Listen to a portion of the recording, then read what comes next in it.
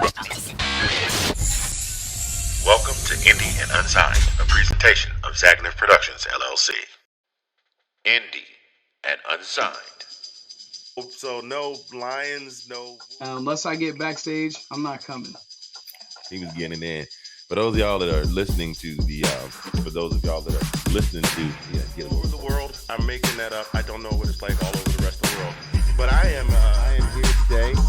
Broadcasting live from Zagnif Studios, it's Indie and Unsigned, where we interview the best and the brightest of the stars that you haven't met yet. So, that's good. Yeah, last time I talked to y'all, I was bragging. And now it's time for another episode of Indie and Unsigned with your host, Mr. Fingaz. Episode 2 of Indie and Unsigned. I am your host, Mr. Fingaz. Hey gang, what the deal is? How's everybody doing? Hope everybody's doing well. It is your boy, the one, the only, Mr. Fingaz, coming to you from Zagnif Central, and I have misplaced my glasses.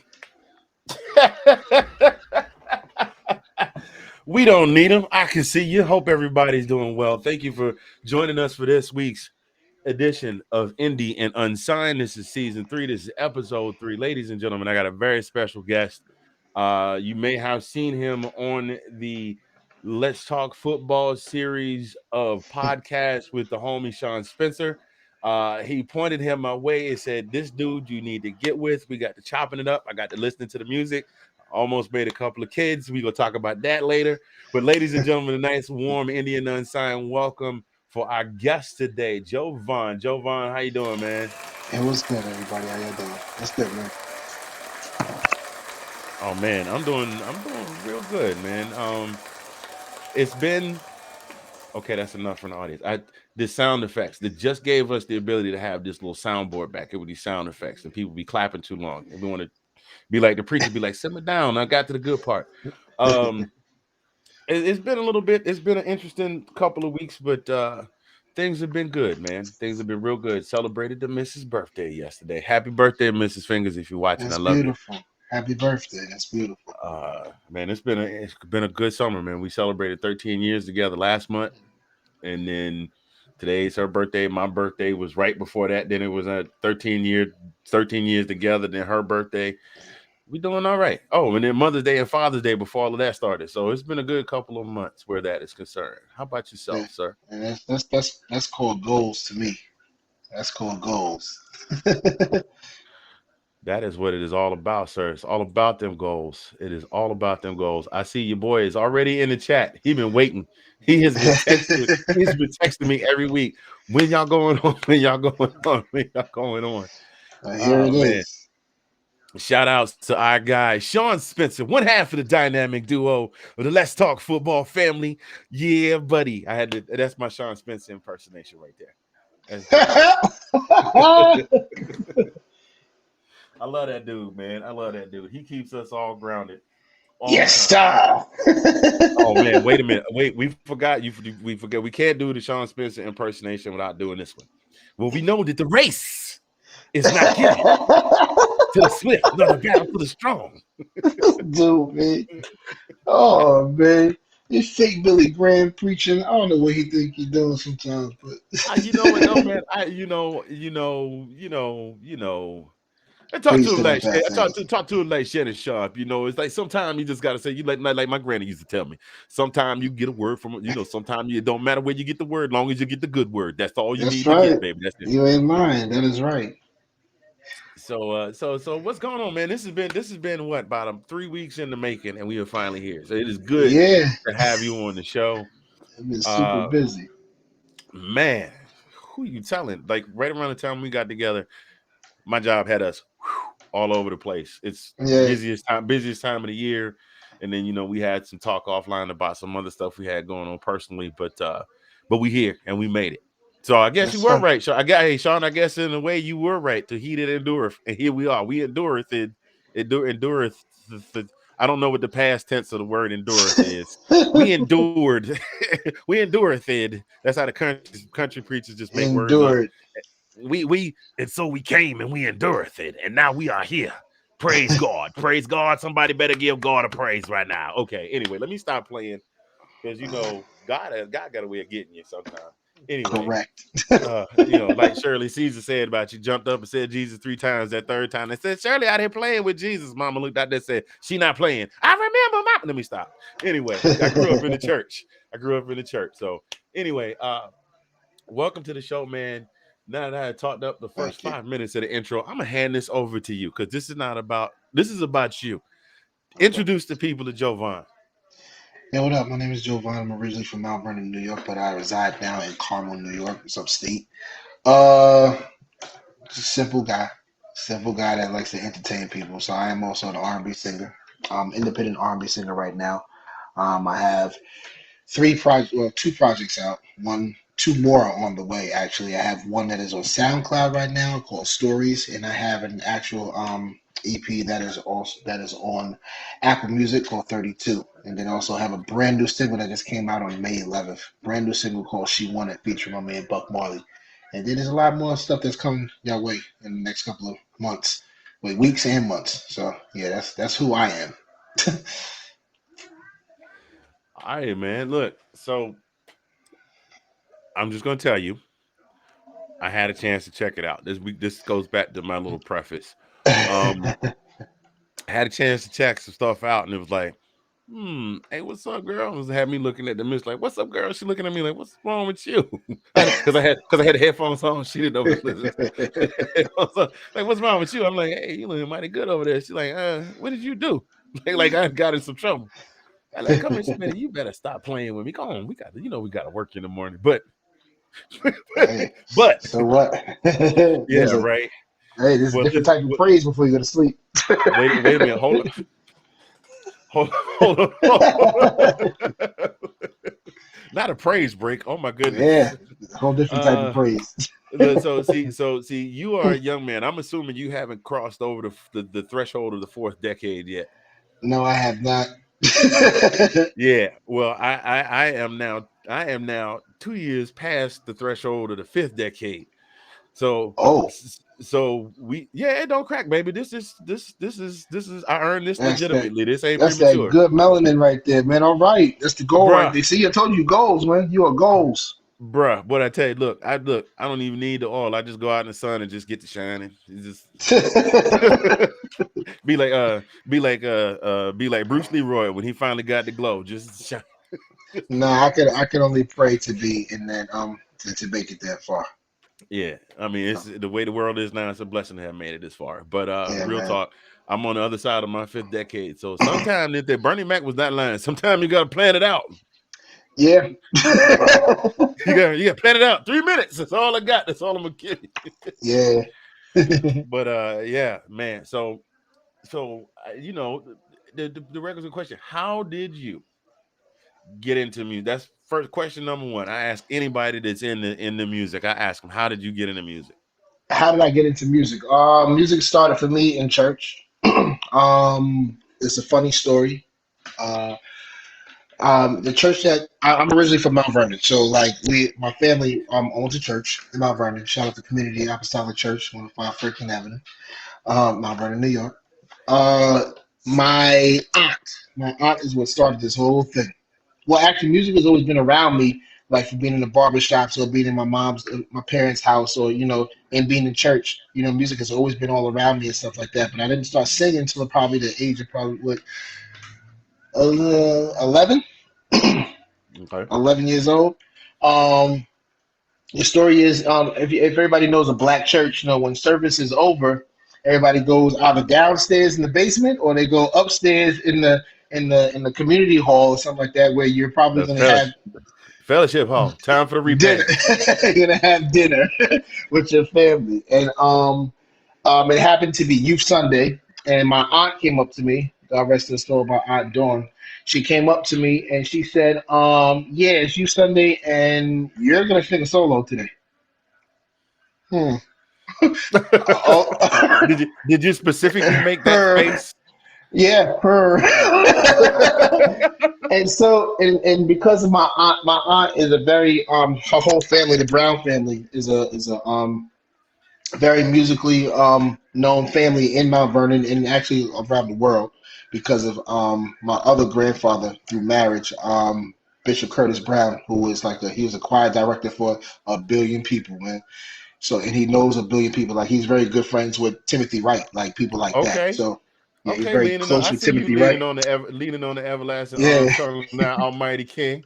So that goes into that family and stuff like that. And then so before I got downstairs, she was like, "You still gonna sing a solo?" I was like, I don't know the sing, number one. Number two, no, I'm not singing a solo. She's like, "Let me tell you something. First of all, you're not gonna tell me no. Second of all, if you don't go up there to sing the song, if you don't sing the song right, I'm gonna punch you repeatedly in your chest. So how do you want to do this?" So, Wow. Auntie, give me Wait, hold yeah. on. Pause for a second. She threatened to flip you. She threatened to flip you over like Jesus did the moneylenders' tables. Yeah, pretty much. And Okay. so, as you can see, I officially am now a singer, and and that's how that worked out. Come on, T'Challa. As you can see, I am not dead. Yeah, as you can see, that's how it worked out. And then after that, and one thing about singing and doing music and stuff like that, man, if you can sing in a black church, you can sing anywhere, pretty much. Everybody says the Apollo. Anywhere. Nah, if you can sing in a black church and you can handle and hold yourself, hold it down, Mhm. you can sing anywhere. Yes, sir. Because the first ladies will let you know, the people in the back will let you know, the people on the side will let you know, the people in the pulpit will let you know. You know what I'm saying? So as you can see, I guess I made it that far. And then music after that just took a whole giant turn when I moved upstate to Harlem, New York. So, Okay. and that's how it all started. Yeah, you and I actually have similar backgrounds. I think I was going back and forth with you in the comments when you were on Sean's show. Same thing, except my thing was I didn't start singing until I was in my 30s, but I played the piano. So I played for the children's choir, and then I played for the men's chorus, and then I worked my way Okay. to going to other churches and being like the minister of music, assistant minister of music. But I didn't start singing until I Yeah. was in my 30s. I refused to sing by myself. I sang in the choir. I sang in the choir. I'd be in the back rocking and "Come Thou Almighty King," but I never got out front. So we share those similar backgrounds. I personally can relate to where you coming from with that. So yeah. I mean, were there any interesting experiences? Like, at what point when you were doing this, when you were singing in the church, did you say, I think I might want to go ahead and roll this over on Um. No. on the secular side, or did you Yeah. start out as a secular art? I mean, did you start out as a Christian artist and then work your way over into secular music? Oh no, man! It started off with just that one solo. Oh, that That was one it. solo. Yeah, that one solo that turned into two solos. But Okay. when I started getting into R&B and stuff like that, that comes from, honestly, that really comes from being the kid and sitting in front of a TV and a VCR and playing the documentaries all the way into the movie Moonwalker over 45,000 times. Yeah. See, And then it was amazed. That was my your boy got you. He was in the comments with it. yeah. He's like, tell him about Michael. Yeah, nah, he was there from the beginning. He was there from the way beginning. They would want to go outside and play football. They would want to go outside and go swimming and play basketball and all those things. Not saying I don't like playing sports and all like that, but I was just so amazed of this guy that had on penny loafers and some high high pants and walked around with a hat. Don't forget the sparkly And socks. cannot forget the sparkly socks nor the sparkly sequins glove. Listen, Yeah, man, and just was just amazed after that, man, and after that is just, but that just it was with Michael is more of the entertainment part, all the noise and all the pyrotechnics and all just him just bugging out and stuff like that, man, and then that's the birth of it. I would say that's the birth of Javon himself right there, just sitting there and watching somebody entertain people because that's what I do today. I entertain. I don't have the flashy lights and all that that stuff like that. But when it comes to doing shows, I'm very intimate. I very get up close and personal with the audience. I do that. He didn't do that. Michael didn't do that. He stayed on the stage for a good 3 hours, and you didn't get to touch him because you either get kicked out or Yeah, you can get kicked out.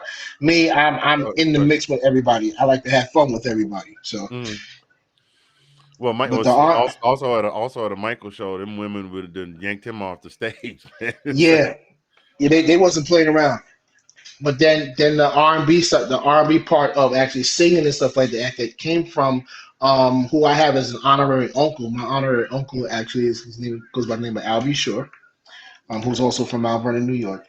And then watching him or listening to him, and then watching Bobby Brown, New Edition, listening to Donny Hathaway, just getting the basics. That's where I learned the basics from of how to make a sound correctly, especially in that world. And then as soon as I turned about probably through the 13, I was introduced by 13, 14 actually. Yeah, I was introduced by to a guy by the name of Usher. And then after that, it was game over. I saw this dude on stage singing, getting every girl known to man. I was like, oh, you could do that? That's what happens? And then I went to my very first talent show as a freshman in high school and won that joint by singing one of Usher's songs off of his track list. And the crazy part, it wasn't a song that everybody knows. So I went up there and I sang Bedtime. Oh man, come on here. Yeah. come on here now. Yeah. How many phone numbers did you get after that one? Listen, if those of y'all that if you guys are just the Usher fans that came along when Yeah came out and Nice and Slow, you got to go back and listen to the My Way album. Yes, Bedtime was the business. Yes. The business. And that live concert video we did, because I'm not feeling. Oh man, look, and the women lost their mind, and he just stood there like Michael Jackson for a couple minutes while the women screamed. Bruh, look, I'm gonna give you the fist pump. Bedtime, yes, sir. My guy. That's all I gotta say. If you haven't heard Usher Bedtime, Google it right now. I mean, not right now because we're doing the show, but write it down on a piece of paper or something. Make your OneNote on your phone and listen to it later. You will not be disappointed. That's all I have to say. Bedtime was definitely a joint, man. That was the joint that helped me out. No hidden message in that statement whatsoever. But yeah, Bedtime was the joint. At all. So it seems like you kind of sort of have been around. You've been around musical royalty to some extent, whether in the gospel realm or in the R&B realm. Yes. I mean, because Albie Shore was no slouch either. And Uncle Al's, he's also known as the light skin general. Yeah, I mean, to go on tour in the 80s with Bobby Brown and New Edition, who at that point were probably the two biggest R&B acts in the country at that point, with Guy chasing pretty close behind. You can't be a slouch and go on tour with those guys, because Bobby and the rest of his boys is gonna put it down. In fact, and he still talks about that to this day.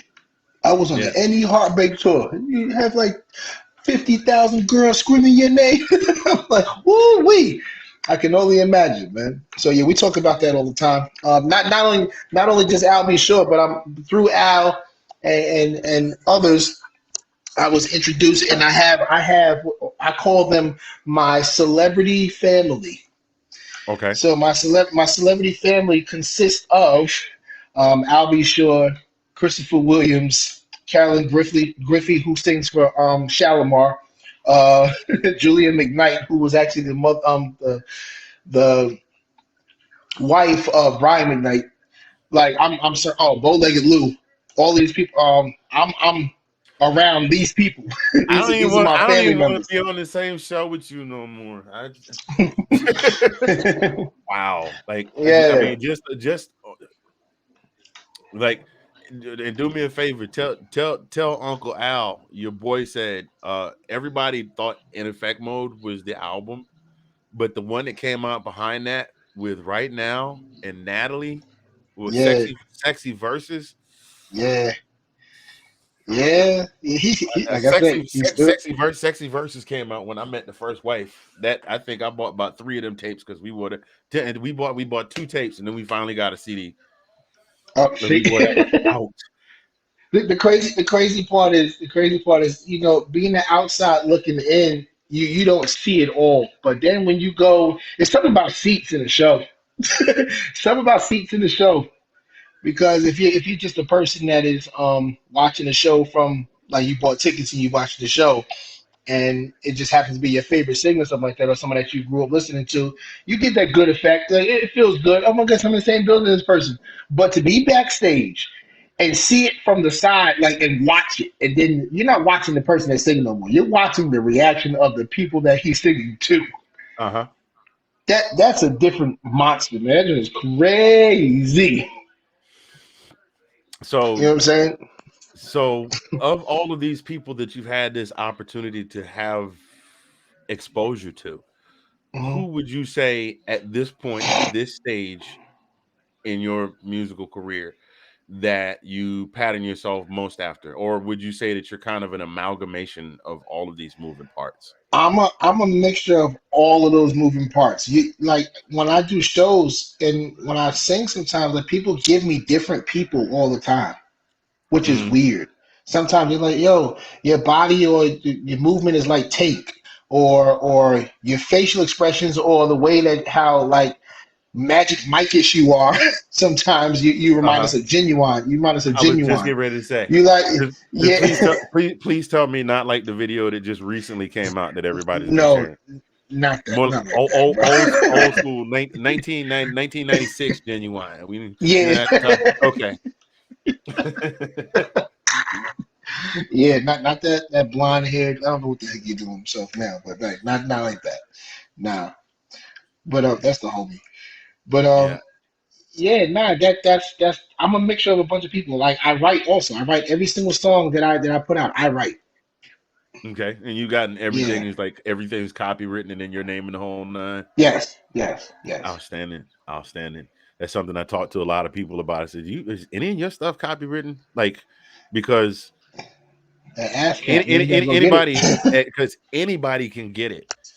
I mean, especially in this day and age where you have people that do, like, they share original pieces on TikTok. Uh-huh. Like there was a big thing. I don't know if you know who Ryan Davis is, the No. comedian.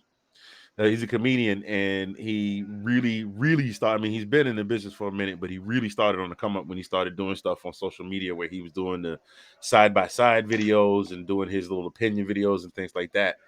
Hmm. And somebody else took two or three of his best routines and did them on another platform.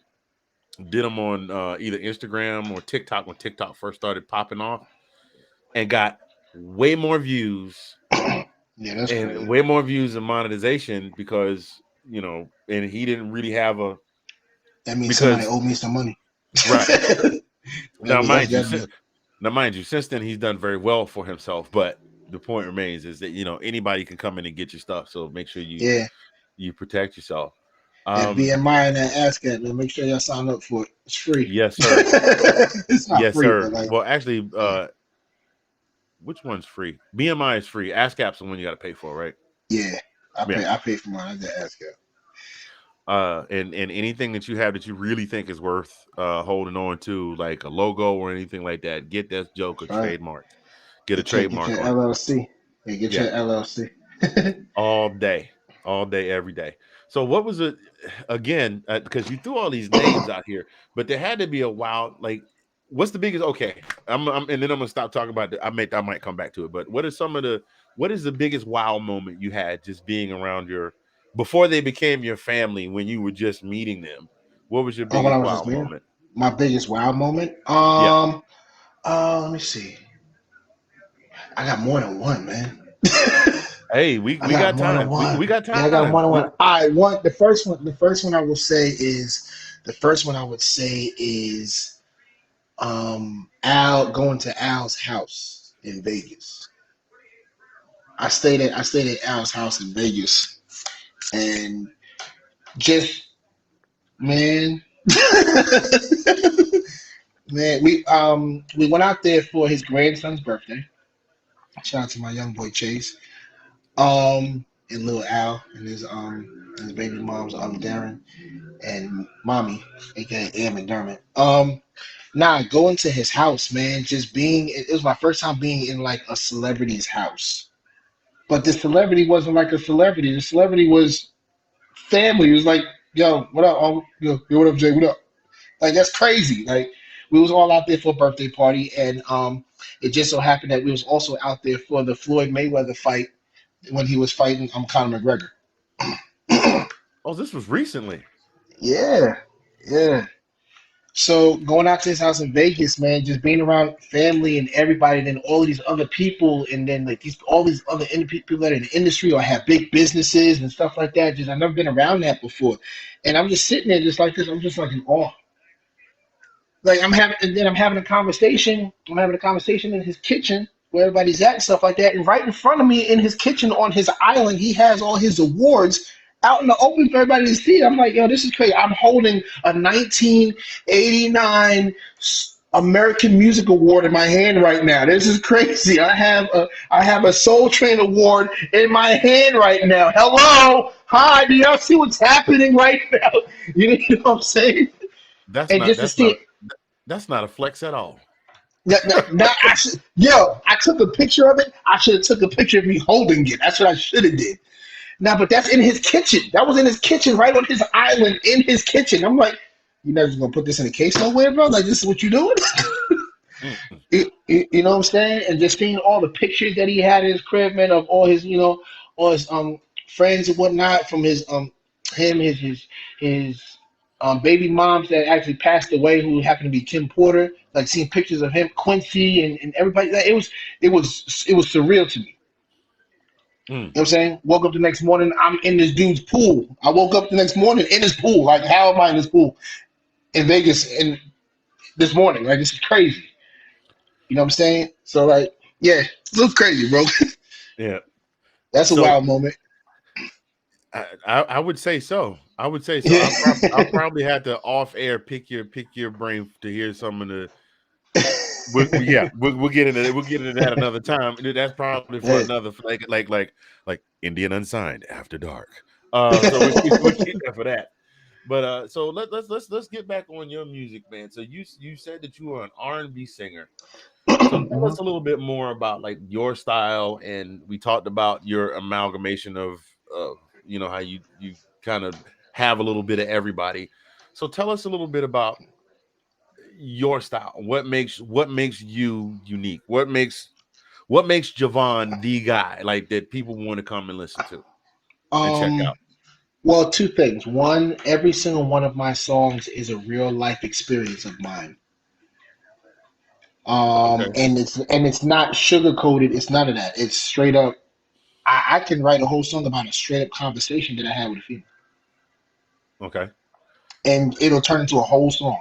Word for word, everything that was in that conversation will turn into a song. Okay. And so, go ahead. Very intimate. Even if it's the up tempo songs, intimate, because I'm talking about something. I have a song by the name of More Than Friends that I wrote when I was 16 years old in class about a friend that I wanted to be more than friends with. I don't think there's. Look, bro, you preaching to the choir. I don't think there's a guy anywhere that hadn't at least written a poem. It was like, nah, man, I can't do that. That they had to pull my man card. They see this, but I guarantee you, whether it's a long text message, when them 30 minutes to write, or on a piece of paper. So, yeah. Yeah, I thought it'd be better. I thought it'd be better to start writing music, and then like someone's like, Jake, why don't you just sing your own music, man? We'll listen to it. You gotta get the music for it, and then we'll put something together, and then we'll listen to it. I put up a couple of songs, and it was like, oh wow, well this makes a lot of sense too. Yo, didn't we just talk about this last week?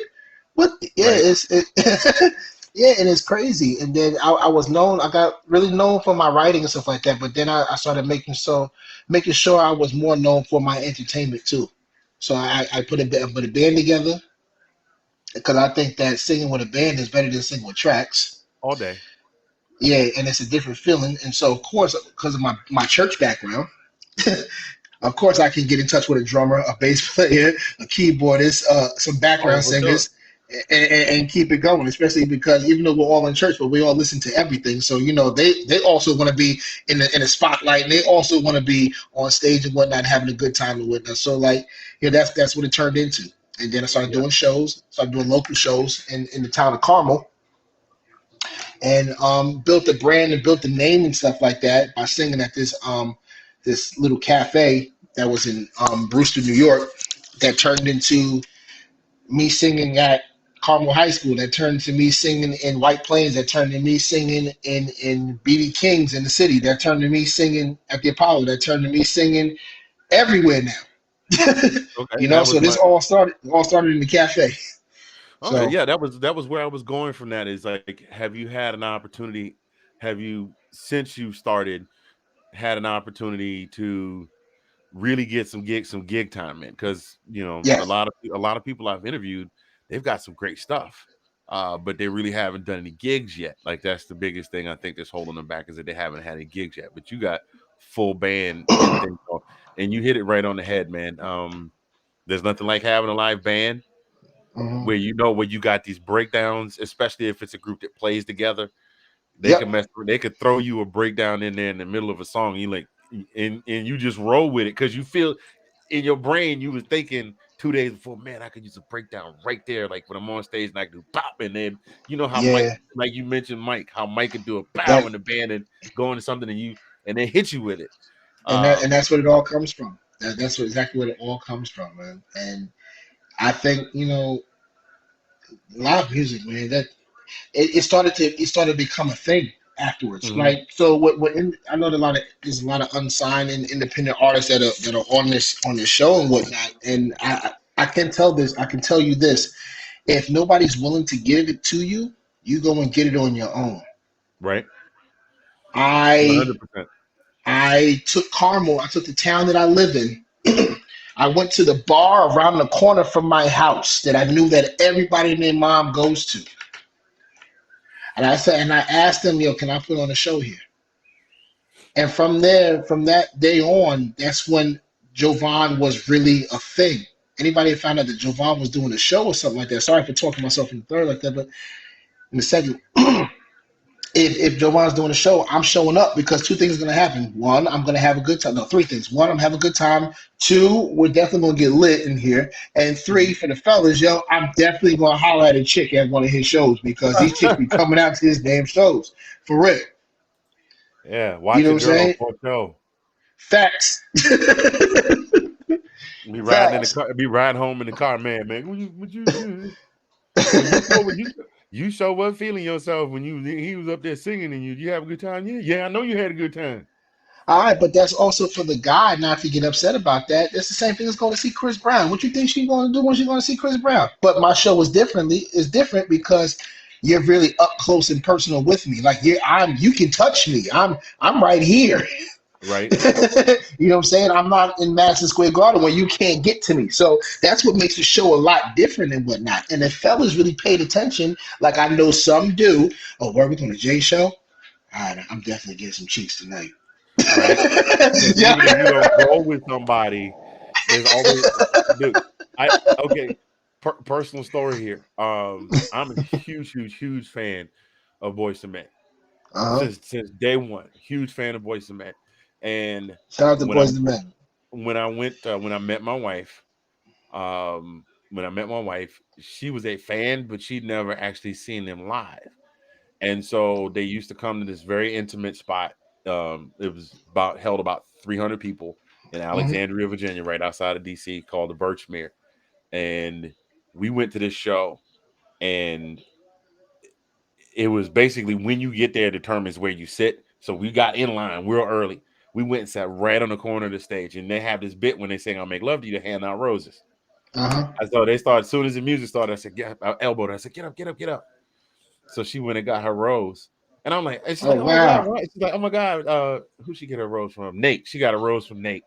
And she's like, oh my God, Nate gave me a rose. And I was like, okay. And I'm thinking, okay, cool. She had her experience or whatever. Man, look, that rose. She had that rose hanging upside down. My goodness. Banana clipped to the blinds in our bedroom window I was like, it got to the point I was like, okay, you can throw the rose out now. She's like, no, I got that rose. Nah, it's a setup, man. Yo, you should just, hey, babe, remember that time when we went to go see Boys and Men? Yeah. Yo, come here real quick. you gotta use it. I told you. That was the younger days. That was the younger days. We went to see them at least one more time, two more times. I've seen them before. Yeah, we went to see them one more time. They came through with Paula Abdul and New Kids on the Block. Who, by the way, side note, I know a lot of people clown on them for being a boy band and kind of being Maurice did put New Kids together to kind of after New Edition left, but they put on a hell of a good show. No, them boys from Boston are no joke, man. Yes, sir. Them boys from Boston are no joke. Yeah. This is a good place to jump in real quick. Ladies and gentlemen, boys and girls, if you are just joining us, hello. Thank you for joining us for today's episode of Indie and Unsigned, episode 3 of season 3. I'm the host, Mr. Fingaz. We are here with our guest today, Javon. We're going to take a brief pause for the cause, and we will be right back.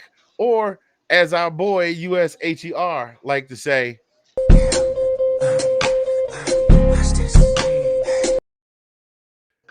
we will be right back.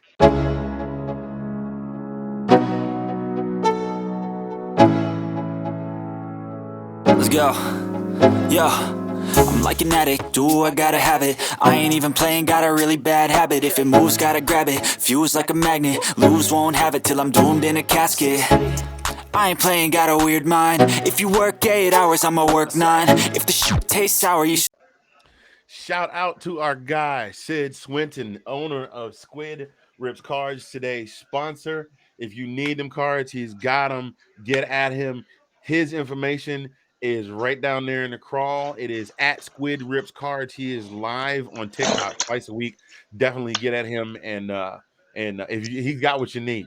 I found my glasses, bro. You won't. I was.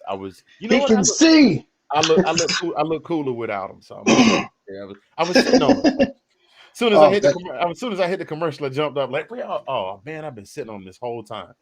But they're not broken. We good. Okay. We close enough now that I don't have to go, what does that say? I can't see that. So, ladies and gentlemen, we are here with Javon today, and we just got done talking about basically the experience that he brings when he's on stage. Singer, entertainer, dancer. So you dance too. You don't just sing. You do, like, you are the whole package. Nah, I don't dance no more. I don't dance no more. Wait a minute, we're not dancing no more. You did all that talking about Mike and Usher and all that, and now you're not dancing? And Genuine? Yeah, because dancing takes too long. I want to get right to the point. Well, I'm not saying you got to have a whole choreographed routine. Like, if all right.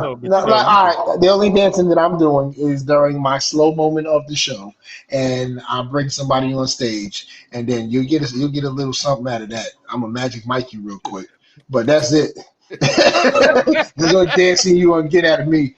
So good luck to whoever comes on my stage. And it's crazy. It's crazy when that happens because girls be having challenges sometimes. Oh my goodness, they be challenging me. Yeah, gone are the days when Eddie King Jr. could go out in the crowd. Yeah, somebody passed out. He looking like, who woman is this? Like, now they're like, what you got? What you got? I'm telling you, it's an experience, man. It's an experience. Like the recent show that I just did. I just came back out of a 4-year hiatus from doing music, and the thing that I'm known for bringing girls on stage. Okay.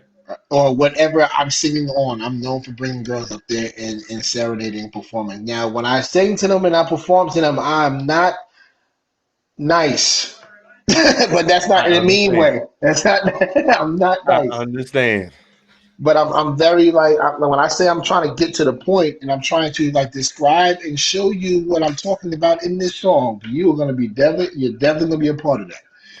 So yeah, and I know I'm doing something right because of the reactions. So I'll say I'll bring a girl up there, right? I know my reaction is going to be after the show. Because girls always come up to me and like, boy, you better be happy you didn't bring me up there because that girl was not ready for what you was trying to do. I would have gave you the business. Oh, word? I'll see you at the next show. Wait a minute. So let me find out you're selectively not picking certain people because I don't want her. I want her, but I'm gonna pick her because I know women are competitive. That's the baddie right there. Oh my bad. I just gave away trade secrets. I wasn't supposed to do that. You definitely did just give up the secret. You definitely did. We're gonna edit this out. We're gonna edit this part out for the post. Nah. You let them know. Because when seriously, man, what is making love and something? It's almost like a competition, especially if you're getting it the right way. Come on, man. It's always a competition. Shorty's gonna try to outdo you. You're gonna try to outdo her, and before you know it, you're both knocked out. Okay, nephew. Okay. I'm sorry.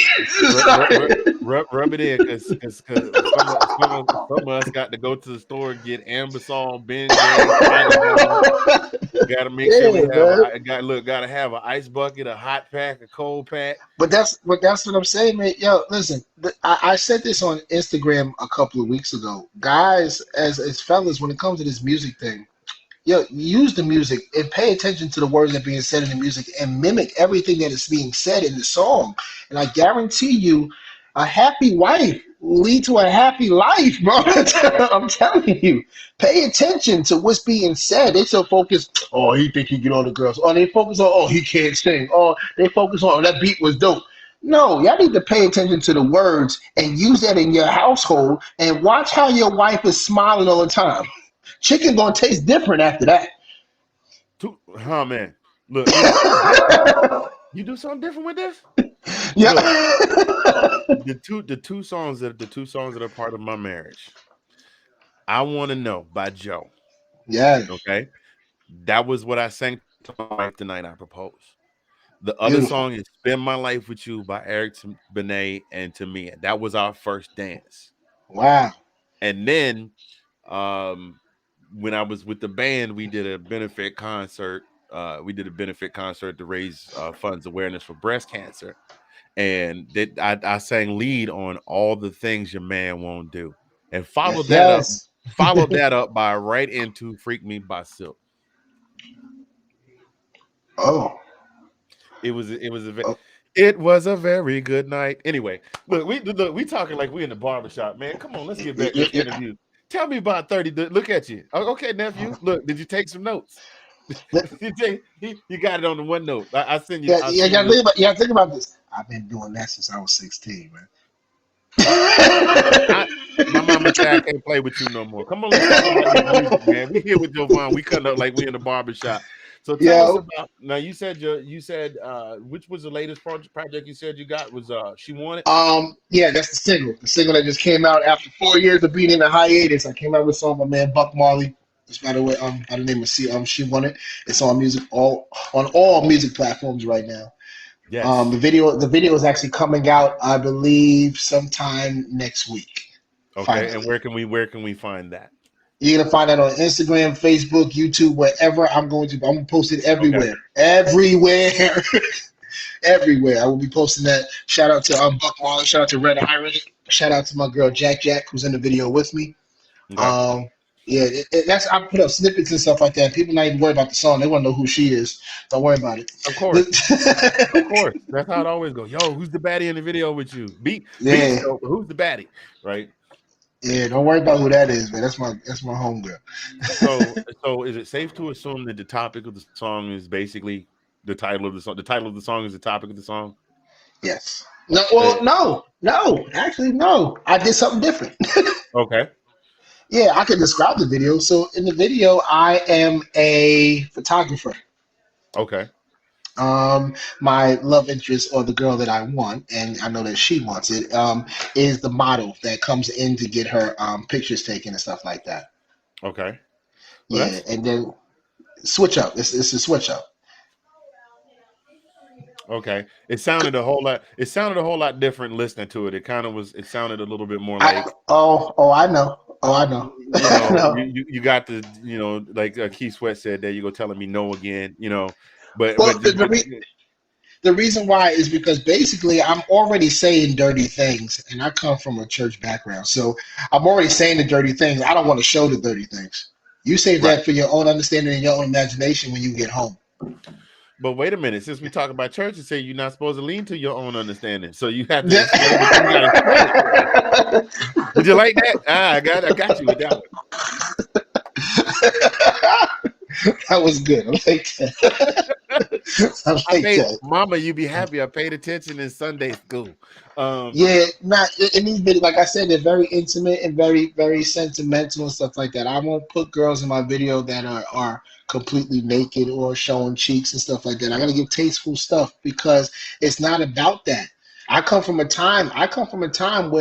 When girls weren't putting all that stuff on social media and stuff like that. You know, the glimpse of a thong because somebody was sitting down in the chair was all we got. You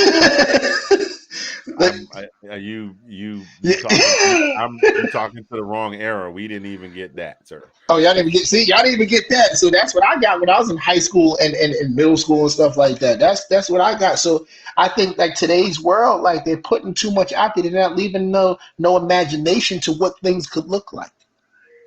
Right. Like there's nothing. I actually like the concept of it. Now it's just maybe it's just me. I think at the point of the 90s rolling into the 2000s, there was a perfect balance of both because for every Boys to Men, you had a Jodeci. For every All for One, you had a H-Town. You know, for every Shy, you had a Silk. So there was a good balance. Like it wasn't all one way. Like you even then, those guys would turn around. Like even Jodeci, even though talked about freaking you, they turn around and they say, "I want to love you for life and all my life." You know what I'm saying?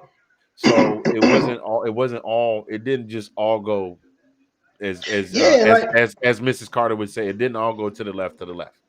No, it didn't, and you know, like that's why I honestly don't know what's going on with the world today. I don't, because I come from that era. If you notice in the Jodeci videos and stuff like that, they had a girl in lingerie real quick, but if she had lingerie on, she always had like a silk robe or something like that. Right? Say that. Yo, if you notice that in videos, they never were like really out there just bow and showing everything. They had a silk robe. It was in some bubble bath or some with candles and stuff like that. I take that back. I stand corrected. So this was before your time. But BET After Dark. That's when all the two live crew. That's when all the two live crew videos and everything came on. Tip drill. Tip drill by nothing. I'm sorry. We ain't gonna talk about that. I'm sorry. I'm gonna have you smack your own hand. Yeah. Sorry. Yeah, we ain't gonna talk about tip drill. Woo-wee. Oh man. But listen to the song. Like your boy Ice-T with Darlene on the cover. Yeah, of the Power I'm record. telling you. But like that's what I'm going based on. I'm going off of that time. You know, I may say nasty things in the song, but I'm not going to show you the nasty things. That's for you later on, for you to use your imagination, and you do that for yourself at home. Right. Yeah. So tell me, like you mentioned earlier that you write a lot of the songs that you write are based on true life experiences. Yes. How do you find sometimes that it's hard to actually put that in the words and put into a song, or does it come pretty easy? Or different people write songs differently. You know, I had a guy on that said, you know, I start with a track. I'll get the track, I'll work the track, and then I will work on putting the words to the track. Then I have other. That's what I do. Okay. Because I've had other people, you know, that much like myself, a song will hit me out of nowhere, and I'll have lyrics, melody, harmony, and how the song is supposed to go all in my head, and I will record a voice note. And as soon as I get home, start putting stuff together. So your process is track. Give me the track, and I'll give you the lyrics. Yeah. Yep. It goes hand in hand. Me and the producer, it goes hand in hand, just like that. Okay. Oh, you made something? I bet. Yo, send me like 5 of those. Let me listen to them. Okay, I'm listening to this one right here. Oh wow. Oh wow. I, this reminds me of that time when I had that conversation. Oh, oh, okay. All right. What was the most difficult thing you ever had to write about? Since you're talking about true life um, experiences. the most difficult thing that I had to write about was a 6.5 year relationship. Mm, Yeah, 6.5 year relationship that I had to channel. I had to go back and channel everything that happened, and I wrote it down. That's what Stories is about. The song on okay. the album that's on SoundCloud. Okay. That's what Stories is about. Yeah, it started off as it start. It's like it's a timetable too. The whole thing is a timetable. I got you. So it starts. It's basically my version of Confessions. There you go. Okay. There you go. But That's a, in that's this, a that's a nice yeah, example to have right there. yeah, yes, it's my version of Confessions, and um, it starts off all good and dandy. And, the relationship is good, good, good. All of a sudden, it takes a turn, and there's even a we had to act it, but it was actually a real phone call that I had with my man Knuckles, who called me and was like, "Yo, Jay, how you feeling, man? You good?" I'm like, "Yeah, man, I'm all right." And I sound really somber and really sad and stuff like that because guys, men hurt too. They A do. lot of people don't. A lot Right. of females don't think that, man. Men hurt too. They really do. And so you hear all of that in the phone call on the track before the track comes on. You know what I'm saying? He's like, "Nah, Jay, you just gotta get back to it, man. You just gotta start singing again. You gotta start working, start writing again, man. Write it down." And then we go from there. And then towards the end of the project, it's a song about my family because my family was there for me when this breakup happened. Right. You know what I'm saying? So I had a conversation with my family, and the song is called "Hey, we love, I want to thank you." Oh yeah, I want to thank you. Yeah. And so it was pretty much a tribute to my family who I had voice memos from like old messages that they sent me on my birthday and stuff like that. So my parents are in my song. Mm-hmm. My parents are in my song and stuff like that. So like that's a good part. And then after that, so whatever happens after a breakup, you try to get your feet back up, just like Usher's freaking 8701 hit. You don't have to call. No, not you don't have to call. Yeah, yeah. After the night, yeah, you don't have to call. And so That we one have a song like that. that one or Pop Your Collar? Which one? No, you don't have to call. Not Poppy Color. Okay. I couldn't stand it. I couldn't stand that song. Oh, dude, Poppy Collar was my joint though, because I still had a little flexibility in me. I used I used to be able to Yeah, dance with it, man. I can't stand that song. That song is horrible. Hey, different strokes for different folks. Hey, the bass line with the beat though was nasty. Do do do do That do that yeah, that was do that's do. Yeah, that that's track was nasty, man. yeah. My So personal opinion, but see, okay, little background on me. This is not my interview, but a little background on me. I grew up like you in the church. At a very young age, I was introduced to classical music. I took classical piano training. Never learned how to read a lick. I was really good at picking up stuff by ear. So it was around about the time I got up like Beethoven's Moonlight Sonata. And that yeah, third movement, like I like to call it the Smurfs chase scene music when Gargamel was chasing the Smurfs. uh, When I got up to that, and that was the piece that kind of made me quit. That and my teacher discovered that I wasn't reading music, but I was exposed to everything because uh, in my hometown growing up, we had one pop station, we had one R&B station, we had an AM gospel station, and then we had a station that played country primarily during the workday, but they yeah. played everything else all day. So they had 3 hours of R&B, 3 hours of pop, Really? 3 hours of classic rock. Like I grew up on everything from Motown to Joan Baez, Yeah, everything. So I am so all the way around yeah. that you could throw anything at me, and somebody says, "Yo, that's booty." I'm like, "Yo, you didn't catch the undertones of such and such," like Alicia I Keys, do that. like how I do Alicia that. Keys, like Alicia Keys with "Fallen." Uh huh. How the piano line is Yeah. straight from "This Is a Man's World" from James Uh Brown. huh. Yep. So Anyway, so yeah, I do that. No, I do this. I do exactly what you do. But I had all of that. I had like 12,000 different. I'm in New York. You know what I'm saying? true. I'm in New York. We have Touche. everything. Touche. Yeah. But You see, know, we that have little like that 12 little bit different radio stations. Yeah, like a bunch of radio stations. But I have a little secret for people that with me is chords. I like chords, I like sounds, and I like the way progression sounds. So my favorite album, honestly, it happens to not even be an R&B album. was it? My favorite album is actually a soundtrack because of the way it sounds. Uh-huh. I love and listen to the Aladdin soundtrack from Disney. What? Okay.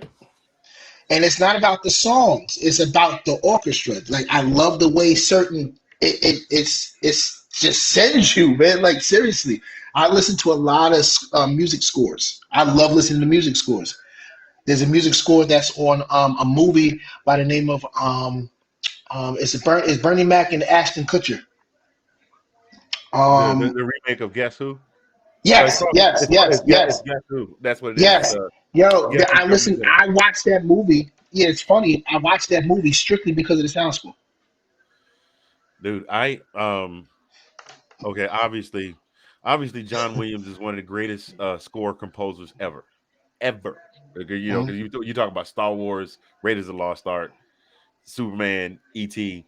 Uh but the one for me is not the ones that people traditionally think about, like the Star Wars theme or like those. Mhm. It's from Empire Strikes Back, and it's called the Asteroid Field when Han Solo is running from the TIE fighters in the asteroid See, field. you know you're on point when you know the names of the score. That's when you know that you like love music, man, because you like listening to that. It gives you a feeling like, yo, that sounds so dope. Did you hear how the flute did that real quick, and then the clarinet and the oboe did that over there? Did you Mhm. hear the way the timpani was hit right there? Yo, that's I'm telling you, it's different. It's different.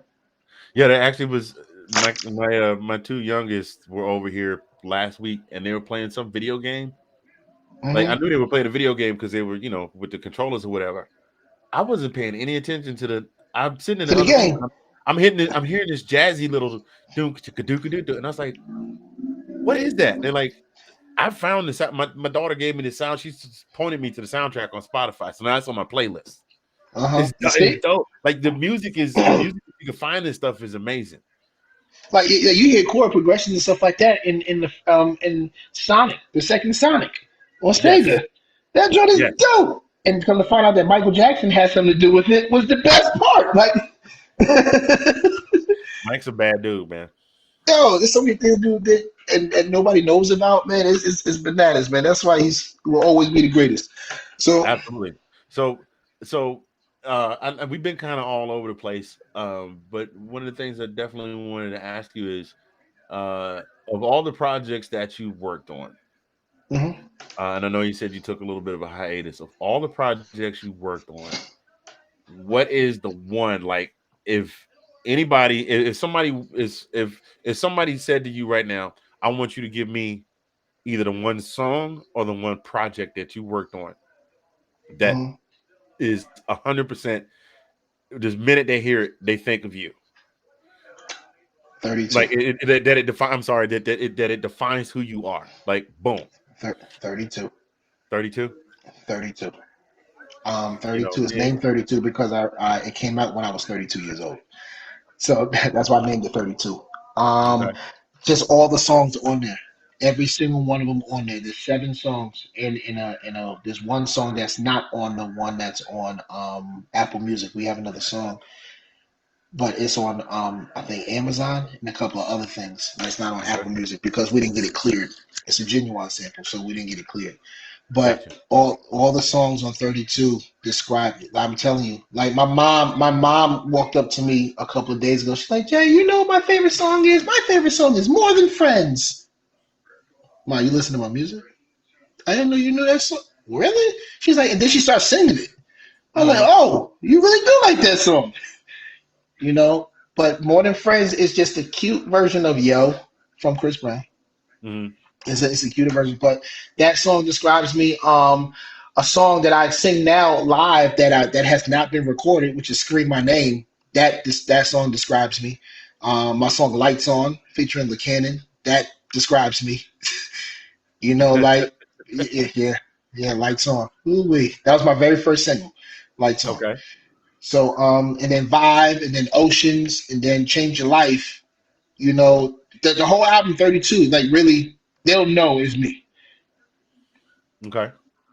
Yeah, and 32 sounds nothing like the crazy part is 32 sounds nothing like She Wanted. So I grew up a lot. And in them 4 years, I grew up a lot. And here you go with She Wanted. Man, you ever go back? Anybody that's ever recorded anything, you go back and you listen to the stuff you used to put together. I had All the time. my first one I did with a Yamaha 4-track recorder, and it wasn't even digital. It was on cassette tape. Wow. I didn't have any of this. It was just me and an SM58 and Yeah. all the background noise in the room, and not knowing how to balance out tracks. And it was a gospel.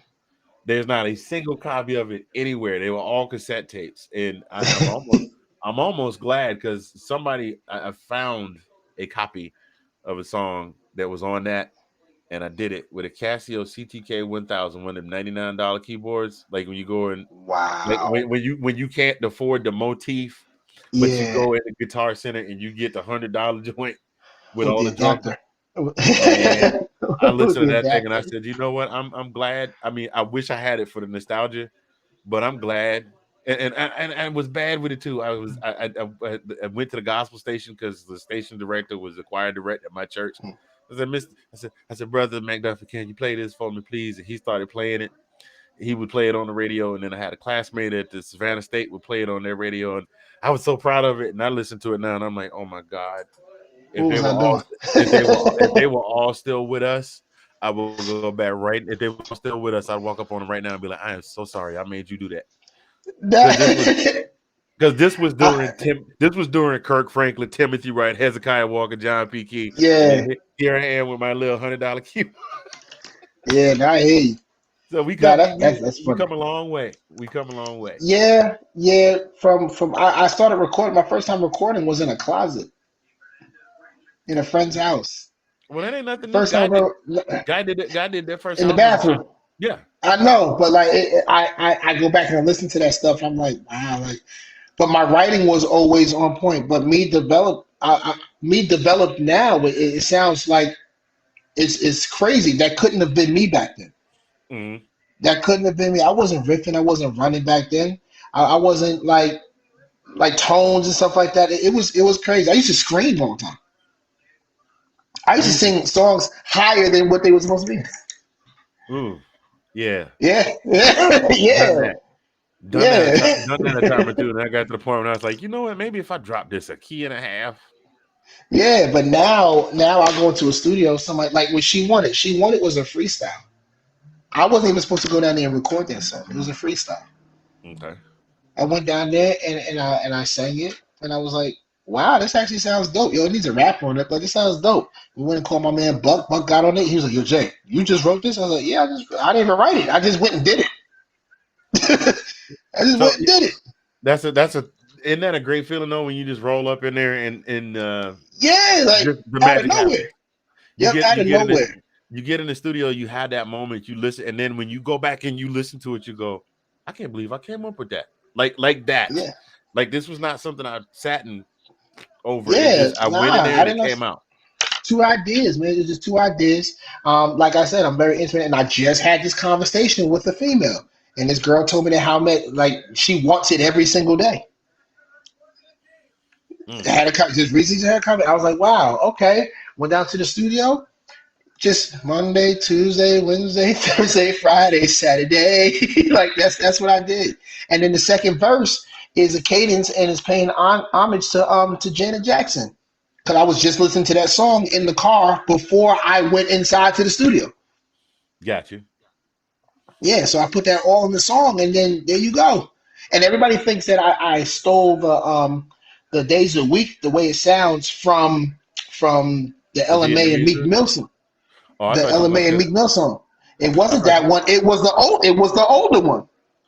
I thought you were going to say the Vietnamese guy that has like 18, like he's got 100 some odd million likes just singing the days of the week.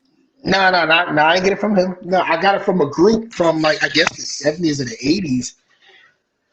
Monday, Tuesday, Wednesday, Thursday, Oh, Friday, Saturday. that is yeah, that's Yeah, Sherelle and Alexander O'Neal, yeah, and that's where I actually got it from. product of the Minneapolis sound, produced by Jam and Lewis, two of the baddest dudes that ever be in the booth. Yeah, so everybody thinks that I got it from the LMA and Meek Mill song, but I did not get it from him. Gotcha. Yeah. So I'm gonna jump in here real quick. Got one more thing I got to put out here real quick. All Ladies and right. gentlemen, thank you so much for tuning in. If you're just tuning in, thank you for joining us. If you've been watching all along, if you're watching the replay, season 3, episode 3, Indie and Unsigned. I am your host, Mr. Fingaz, coming to you from Zagnif Central. Our guest today, Javon, all the way from money earning Mount Vernon, Yeah. joining us. We're gonna take another brief pause for the cause from one of our sister sponsors, and we will be right back. Don't go anywhere.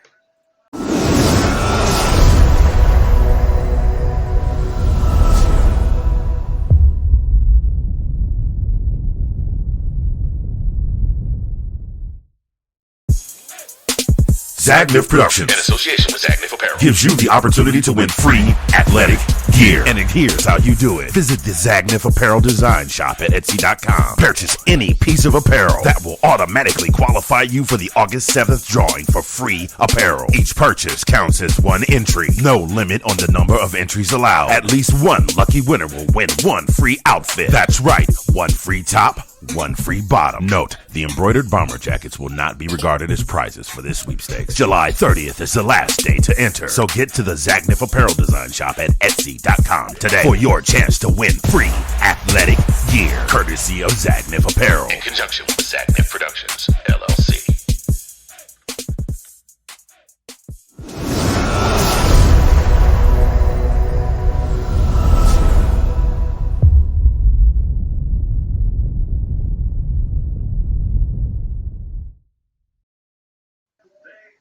And we are back, ladies and gentlemen, boys and girls. Zagnif Apparel, that is our sister entity with Zagnif Productions, our merchandise line. Go over there right now, get yourself a little something. You have until July. You have until 11:59 p.m. on July the 30th to place an order. Every order, individual order, will get you an entry. On the 7th of August, we're going to reach in the old bag of tricks and pull out one name, and they will get a free top and a free bottom. So go over there and hit that up today.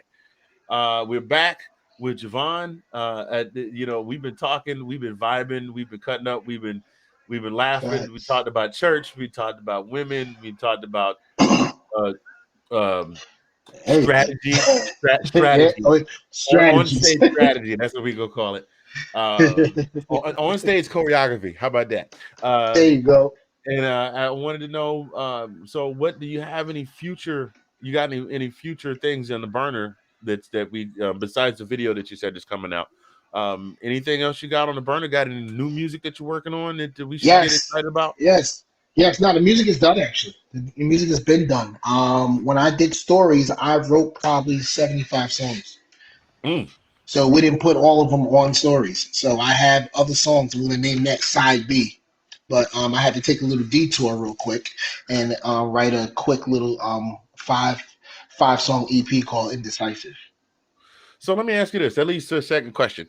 So you said you wrote about 75 songs. Now, is that something where you just kind of go through and pick and go, okay, these will go on this project, and these will go on this project, and these are going to back burner, and then we'll drop this as a single, or maybe we'll Nah, have somebody else jump on and do a feature and do a remix or something like that. How does that work for you? nah. When I think of a project, I stay strict to the cadence of the project of what I'm talking about. I write everything basically. Every single one of my projects are just like besides 32. Besides 32, every single one of my projects are like confessions. I'm telling stories. I'm always telling stories in my music. It's almost like Big when Biggie was rapping and stuff like that. He was always telling stories. I'm always telling stories in my music. So with stories, I wrote about 75. because it was a 6-year relationship. So I had a lot of songs to write about. And so that stuff is strictly for that project. So the next project that comes out, the big one besides Stories, is called Side B, which is the side B to Stories. Now, I told you I had a story pretty much about the relationship, and I told you straight about the heartbreak and stuff like that, but I never talked really. Have 2 songs in it that are very sexual and nasty and stuff like that. So Side B is strictly that. I talked about the heartache and stuff like that, but I'm gonna keep it strictly to like the love making and like the little pretty cute things that I used to do and stuff like that. That's what Side B is about. I can't hear you. So basically, you're taking Joe, you're bringing Joe to see and Silk and H-Town. You kind of just rolling that up in a bowl, wrapping it up in some nice dough, throw it in the oven at about 425 for 25 minutes. Ding, the outside's crispy, the inside's hot and wow. Okay, analogy much? We're gonna stop right there. What I'm saying is, you're bringing the heat with this one. Yeah, with Side B. Well, but I had to take a little detour, and because of a situation that was just in recently, and I named that project Indecisive. That's about to come out too. Yeah. Okay. Well, that's dope. That's very dope. We're looking forward to it. So aside from that, do you do a whole lot of? Do you get out of the New York area when you perform? Yeah, I tried to. My last performance that I had was in Jersey. Was in New Jersey. So like I'm looking for more places to go. I'm looking for more places to go to get to and whatnot. I even tried talking to my uncle Sean. It's weird as I say my uncle Sean. Oh gosh, that sounds weird. Sean Spencer, as we was talking about. Sean Pooh. Don't tell him I said that. Matter of fact, oops, I already did. My bad. He'll get you for it later. Nah, I've been asking him about going down to Herndon and a lot of other places down south and whatnot. I want to go everywhere. I do want to go everywhere. I just gotta meet the right people or make the right connections and network correctly to get all of that. I was supposed to be in Atlanta this month, but something fell through and whatnot. So that got washed. But other than that, I'm still looking for other stuff right now as we speak. Okay. Well, I'm not gonna promise you anything, but I might. We'll talk offline after the show. I don't want to put nothing out there I don't want to put anything out there that I don't have the ability to manifest. So we talk about that offline. But yeah, you know what? Sometimes all you need is to just go that way, and you don't even know what you're looking for. You go down there and you be like, oh, that's what you sent me for. Okay. Yeah. So man, listen. This has been an absolute pleasure. We can talk. We could talk. Look, we're already an hour and 15 minutes in, and I feel like we just get warmed up good. But